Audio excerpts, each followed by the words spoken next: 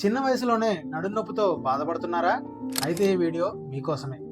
Hi friends, నేను మీ doctor Hrishikesh Bandaru, consultant orthopaedic surgeon.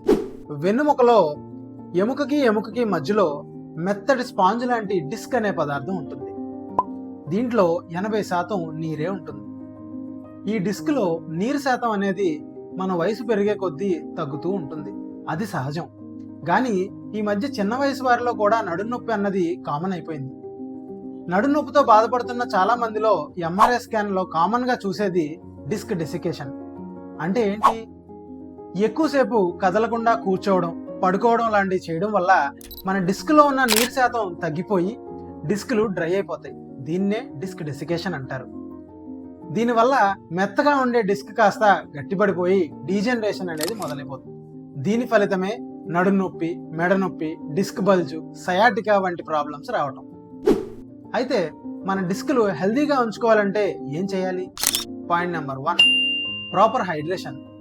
Recent studies ప్రకారం రోజుకి 2 నుంచి 3 లీటర్ల నీరు తాగడం వల్ల మన ఇంటర్వెర్టిబ్రల్ డిస్క్స్ అనేవి చాలా హైడ్రేటెడ్గా మెయింటైన్ అవుతాయి. Point number 2, regular core and back strength and stretching exercises. దీనివల్ల మన పొట్ట వైపు, నడుం దగ్గర ఉన్న కండరాలు గట్టిపడి మన వెన్నుముక మీద ఒత్తిడి తగ్గే అవకాశం ఉంటుంది.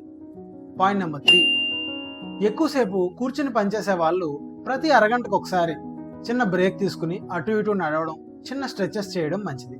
Point number 4, weight reduction. Recent studies ప్రకారం మనం ఎంతైతే బరువు ఉంటామో దానికి 4 బరువు మన వెన్నుపూస మీద పడుతుందని తేలింది.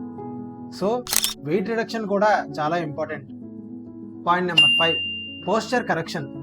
సాఫ్ట్వేర్ ఉద్యోగులు వర్క్ ఫ్రమ్ హోమ్ అంటూ కంప్యూటర్ ముందు కూర్చుని స్పైన్ మీద ఒత్తిడి పెంచేస్తున్నారు.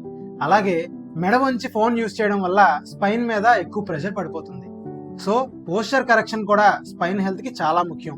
ఫోన్ అండ్ ల్యాప్టాప్ యూజ్ చేసేటప్పుడు సరైన పోస్చర్ మెయింటైన్ చేసుకోవడం ఎలాగో నా ఇతర వీడియోస్ చూడండి.